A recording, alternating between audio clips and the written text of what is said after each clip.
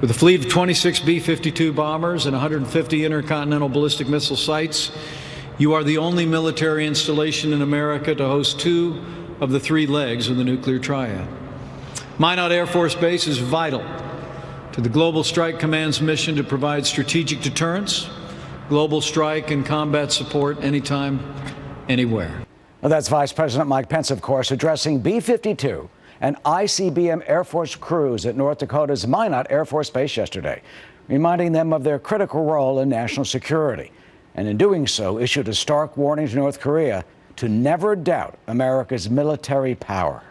Well, accompanying the vice president at the base was North Dakota Senator John Hoeven. He sits on the Senate Homeland Security Committee. He's co-chair of the Senate Air Force Caucus as a former governor of the state. Senator, welcome. Thank you for being with us tonight. You bet, Eric. Good to be with you. When you think of B-52s, a lot of people, you're reminded of the Cold War, the 1950s, the 1960s. But I mean, Minot. I mean, it's been a key part of our defense in the front lines, especially when we're facing these threats from Kim Jong-un.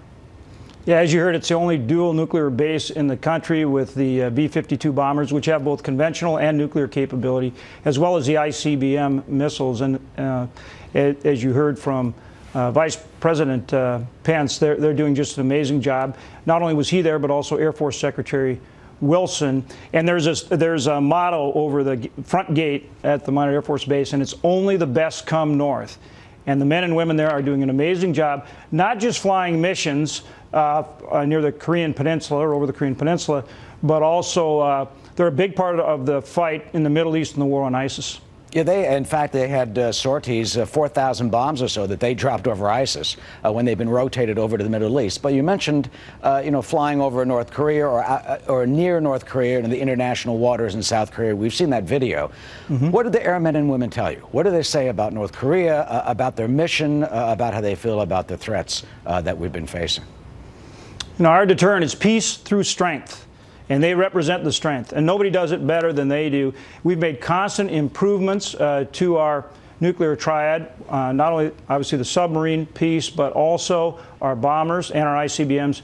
And all of our adversaries have to understand we want peace, but it's peace through strength. We will stand up to our adversaries. We'll stand with our allies. And that's a very important part of diplomacy and making diplomacy effective. Well, you see those big black birds, the B-52s. I mean, some of them are older than we are, but they're still, we still keep them flying. And they certainly are a message to Kim Jong-un and to his regime. Here's what the vice president also said when he visited Minot yesterday.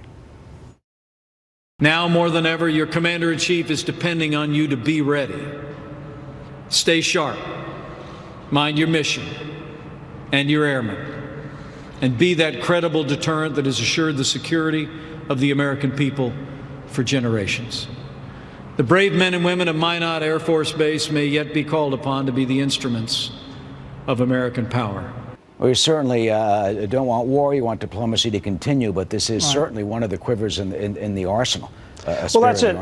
I mean, the vice president was there along with Secretary of Air Force. We've had Secretary of Defense there recently as well. And that's not only to support the mission and the great men and women delivering that mission, but to send a very clear message to our adversaries, whether it be North Korea or Iran, that we're very serious, we're very resolved, we're very strong, and that when we negotiate, we need to be taken seriously. Peace through strength.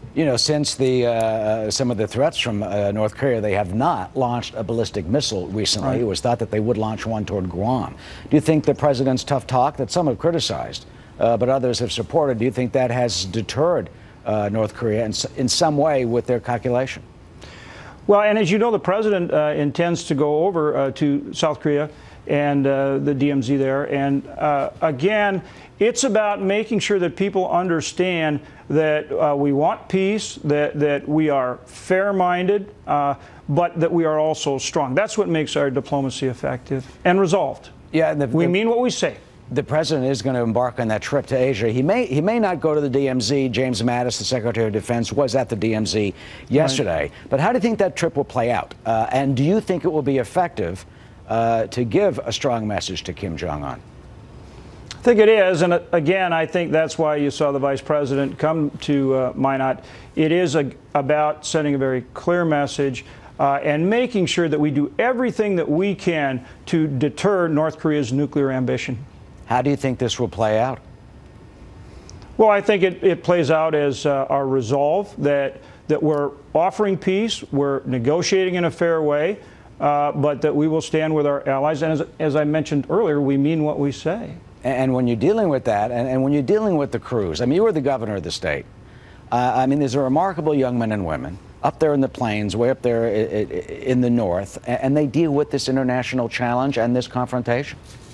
Eric, thank you for saying that, because we can never lose sight of the sacrifice of the men and women that serve us in uniform, their families, the sacrifices they make, obviously in many cases the ultimate sacrifice, and that these men and women we're talking about at the Minot Air Force Base, they're not only meeting all the requirements of sustaining that nuclear mission here at home, which requires so much, and serving in Korea and the Korean Peninsula, but they're a big part of our defeating ISIS right now in the Middle East.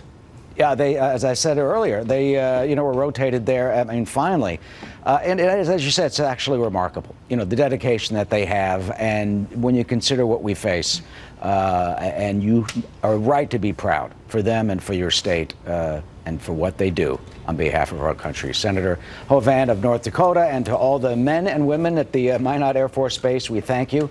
I'm sure I speak for our fellow Americans in offering that salutation. Senator, thank you. Thank you, Eric. I appreciate it. Absolutely. Thank you. Martha?